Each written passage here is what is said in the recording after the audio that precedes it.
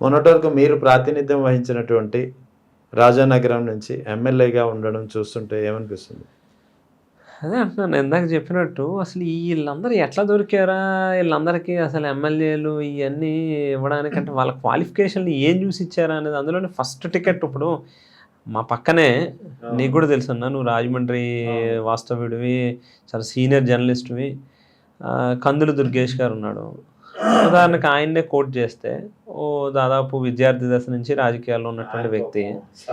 మరి అటువంటి వ్యక్తికి మొదటి టికెట్ మొదటి టికెట్ కాదు కదా, ఎగ్జాంపుల్ కోట్ చేస్తే లాస్ట్ మినిట్ వరకు టికెట్ వస్తది లేదా తీసుకెళ్ళి మళ్ళీ నిడదవోళ్ళే ఇచ్చారనుకోండి. నేను అనేది ఆయననే కాదు, ఓవరాల్‌గా మీకు ఎంటైర్ ఇదిలో చూస్తే చాలా చోట్ల చాలామంది సీనియర్లు నిజంగా కమిటెడ్‌గా పార్టీకి ఉన్నటువంటి వాళ్ళు, చాలా కోట్ల రూపాయలు డబ్బులు తగలేసుకున్నటువంటి వాళ్ళు, ఒక లాయల్‌గా అంటే ఇతను చూస్తే నిజానికి లాయల్ కాదు, పాడు కాదు. లాస్ట్ 1 ఇయర్ ముందొచ్చాడు. ఏదో లాటరీ కొట్టినట్టు మరి డబ్బులు ఏడ చూపాడో, ఏం చూపాడో తెలీదు. 1 ఇయర్‌లో అవతల వాళ్ళని బాగానే బుట్టలేసాడు మొత్తం మీద.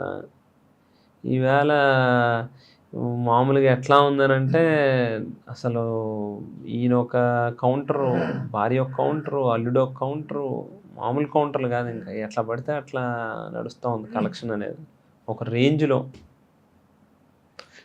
మనం అతని గురించి ఎక్కువ మాట్లాడుకుంటే అతను పెద్దోడు చేసినట్టు. అంతే కదా. అంటే వాళ్ళ భార్య కూడా వైఎస్ఆర్ కాంగ్రెస్ పార్టీ ఎంపీటీసీ చేసినట్టుంది కదా గతంలో. మన పార్టీ తరపున ఎంపీటీసీగా పనిచేసిందన్న ఆమె. ఆ ఎంపీటీసీకి రాజీనామా చెయ్యి స్వామి, మా పార్టీ తరపున కదా గెలిచిందనంటే ఆఖరి నిమిషం వరకు కూడా చేయలే. స్టిల్ ఈవేళకి వాళ్ళ శిలాఫలకాల మీద ఎంపీటీసీ అని చెప్పని వేయించుకుంటారు. మరో పక్కనేమో నేను ఎంపీటీసీ కింద రాజీనామా చేశాను అని ఒక పక్క చెప్తూ ఉంటారు. ఈ మధ్య ఒక 7-8 నెలలుగా రాజీనామా చేసామని చెప్తారు, శిలాఫలకాల మీద పేర్లు వేస్తూ ఉంటారు. మన టైంలో అయితే హైకోర్టుకెళ్ళి ఆర్డర్ తెచ్చుకున్నారు వాళ్ళు. మమ్మల్ని తీసేస్తున్నారు, రిమూవ్ చేస్తున్నారు మమ్మల్ని. అంటే ఒక జనరల్‌గా ఈ మండల పరిషత్ చట్టంలో, జిల్లా పరిషత్ సంబంధించినటువంటి చట్టంలో ఒక 3 మీటింగ్స్‌కి కంటిన్యూగా రాకపోతే గనక వాళ్ళని తీసేసేటటువంటి ఒక క్లాజ్ ఉంది. దాని ఆధారంగానే పూర్వం ఎండీఓ గారు, అక్కడ ఉన్నటువంటి స్థానిక ఎండీఓ అదీను అప్పుడు దాదాపు ఒక 6-7 మీటింగ్స్‌కి రాకపోయేసరికి ప్రొసీజర్ ప్రకారం తీసేశారు. హైకోర్టుకెళ్ళి మళ్ళీ ఆర్డర్ తెచ్చుకున్నారు. ఎందుకు? రీజన్ ఏంటి? ఎంపీటీసీ అనేది కాదు అక్కడ. ఎంపీటీసీ కంటెస్ట్ చేస్తే గెలిచే పరిస్థితి ఉండదు. మళ్ళీ కంటెస్ట్ చేయాల్సిన పరిస్థితి వస్తాయి. సో సొంత ఊరిలోనే అవమానపడతాము, ఇక మళ్ళీ నియోజకవర్గంలో తలెత్తుకుని తిరగలేము, నియోజకవర్గం టికెట్ కావాలని పైన అడుగుతున్నాం, పైన చూసేవాడు నవ్వుతాడు మన అనేటువంటి ఉద్దేశంతోనే రాజీనామా చేయాలి ఆఖరి నిమిషం వరకు. ఓవరాల్గా రాజానగరంలో నేను కూడా అబ్జర్వ్ చేశాను. 19 to 24 మీరు ఎమ్మెల్యేగా ఉన్నప్పుడు హౌ యూ వర్క్డ్ దేర్ అనేది నేను కూడా దగ్గర నుంచి చూశాను కొన్ని సందర్భాల్లో. సో ఖచ్చితంగా రాజానగరం సీటు 2024లో వైసీపీ గెలిచే సీట్లో మొదటి సీటు రాజానగరం ఉంటుందనే ఒక అంచనా కూడా ఉండింది. కానీ అనూహ్యంగా మీరు చాలా ఘోరమైనటువంటి తేడాతో ఓడిపోయినటువంటి పరిస్థితి. మీ ఓటమికి కారణాలు ఏంటంటే ఏం చెప్తారు? ప్రధానంగా వినిపిస్తున్నటువంటి కారణం అయితే ఈవీఎం అనేది. Do you agree with that EVM hampering allegation which was said by doctor Parakala Prabhakar? అంటే మొత్తం మీద మేనేజ్మెంట్లో చంద్రబాబు గారు దిట్ట అనేటువంటిది అందరికీ తెలిసినటువంటి విషయం. ఇక్కడ సరే ఈవీఎమ్మా లేకపోతే ఇంకోట అనేది మనం పూర్తిగా ఎవిడెన్స్తో మాట్లాడడం అనేది దాని శాంటిటీ ఒకలా ఉంటుంది. నోటి వాక్య కదా అని చెప్పి అవతల ఉండి మామూలుగా మాట్లాడడం అనేది ఒకలా ఉంటుంది. డెఫినెట్గా మేనేజ్మెంట్లో చంద్రబాబు దిట్ట. ఇటువంటి ఏమంటారు ఫ్రాడ్ పనులు చేసేటటువంటి విషయంలో రాజీ పడ్డాయన, అందులో ఆయన బుర్ర బాగా బ్రెయిన్ బాగా షార్ప్గా పనిచేస్తుంది.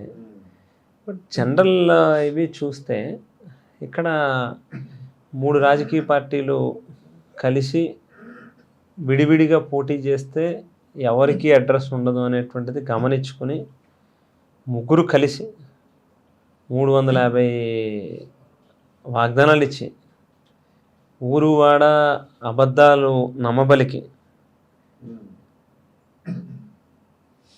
శ్రీలంక అయిపోతుందని రాష్ట్రం, ఇంకోటి అయిపోతుందని, అప్పులు తీసుకొస్తున్నామని, రకరకాలుగా వాళ్ళకున్నటువంటి మీడియా బలమైనటువంటి మీడియా వ్యవస్థ ద్వారా ఒక దుష్ప్రచారాన్ని చేయడంలో వాళ్ళు సఫలీకృతులయ్యారని ఖచ్చితంగా చెప్పుకోవాల్సినటువంటి అవసరం ఉంది.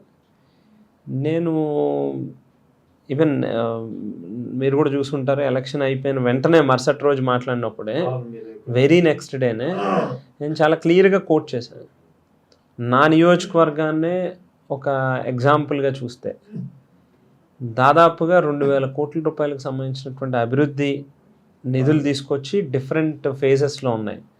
కొన్ని శాంక్షన్లు అయిపోయి జీవోలు వచ్చినాయి, కొన్ని టెండర్లు పిలిచారు, కొన్ని వర్క్ గ్రౌండ్ చేశారు, కొన్ని కంప్లీట్ అయిపోయినాయి, ఇట్లా డిఫరెంట్ స్టేజెస్లో ఉన్నాయి. దాదాపుగా 1,600 కోట్ల రూపాయలు వెల్ఫేర్ స్కీమ్స్, అమ్మఒడో, చేయూత, ఆసరా, లేకపోతే ఆటో సోదరులకు ఇచ్చేటటువంటి డబ్బులు, విద్యా దీవెన, ఇట్లా రకరకాల ఏ సోర్సెస్లో అయితే దాదాపు 1,600-1,700 కోట్ల రూపాయలు వెల్ఫేర్ స్కీమ్స్కి ఇచ్చాం. 20,000 ఇళ్ల పట్టాలు ఇచ్చాం నా ఒక్క కాన్స్టిట్యున్సీలోనే. ఇట్లా చెప్పుకుంటూ వెళ్తే 1-2 కాదు, మెడికల్ సర్వీసెస్ బ్రహ్మాండంగా అందించాం. ఎన్ని రకాల అంటే గవర్నెన్స్లో కూడా ఇవాళ సచివాలయం అనేటువంటిది డెఫినెట్గా ఒక మార్క్ చేంజ్ కింద చెప్పుకోవాల్సినటువంటి అవసరం. వై ఐఎమ్ ఆస్కింగ్ అంటే ఇక్కడ డాక్టర్ పరకాల ప్రభాకర్ ప్రస్తావన ఎందుకు తీసుకొచ్చానంటే ఆయన ఎలక్షన్ కమిషన్ ఇచ్చినటువంటి డేటానే ఆయన విశ్లేషించారు. వైఎస్ఆర్ కాంగ్రెస్ పార్టీ ఇచ్చింది కాదు, బయట వాళ్ళు ఇచ్చింది కాదు. What he was telling is రాత్రి 11:45 నుంచి తెల్లవారుజాము 4 గంటల వరకు, అంటే కేవలం 2 గంటల 15 నిమిషాల వ్యవధిలో 3,500 పోలింగ్ బూత్లలో 17 లక్షల ఓట్లు పోలయ్యాయి. అంటే ఆన్ అండ్ యావరేజ్ ఒక్కొక్క బూత్కి 491 ఓట్లు. అంటే ఒక నిమిషానికి 4 ఓట్లు వేసారు. అది కూడా 2 ఓట్లు వేయాలి, పార్లమెంట్ ఓటు, అసెంబ్లీ ఓటు. ఇది ఎలా సాధ్యమనే ఆయన సంధించినటువంటి ప్రశ్నకి till date there is no answer. సమాధానం లేని ప్రశ్నలు చాలా ఉన్నాయి. మొన్న జరిగినటువంటి ఎన్నికల్లో 1-2 కాదు. హిందూపూర్ నియోజకవర్గంలో ఒక పర్టికులర్ పోలింగ్ స్టేషన్లో సింగిల్ ఓట్ వచ్చింది మా పార్టీకి. అవును, అది కూడా YSR Congress party ward councillor వాళ్ళ ఫ్యామిలీనే 16 మంది ఉంటే సింగిల్ ఓట్ వచ్చింది అక్కడ. సో ఇట్లాంటివి చెప్పుకుంటూ వెళ్తే చాలా రకాల క్వశ్చన్స్ ఉన్నాయి. కాకపోతే ఈవేళ వ్యవస్థల్ని మనం చూస్తూ ఉన్నాం. అన్ని వ్యవస్థల్ని కూడా చంద్రబాబు మేనేజ్ చేస్తూ ఉన్నాడు. సో అందు గురించే దేశవ్యాప్తంగా పబ్లిక్ తాలూకు వాయిస్ వస్తూ ఉంది. ఇవాళ అందరం కూడా మళ్ళీ పాత బ్యాలెట్ పద్ధతి పెట్టండి, ఈవీఎంలు వద్దు అనేటువంటిది దాదాపు అన్ని పొలిటికల్ పార్టీస్ అడుగుతున్నారు. కామన్ మ్యాన్ కూడా దాని మీద క్వశ్చన్ చేస్తూ ఉన్నటువంటి పరిస్థితి ఉంది. ఎందుకు ఇవన్నీ? ఇదే చంద్రబాబు నాయుడు గారు 2019లో ఆయన ఓడిపోయినప్పుడు ఈవీఎంలలో ఏదో తేడా ఉంది అని చెప్పి ఆయన నోటితో ఆయనే మాట్లాడాడు కదా.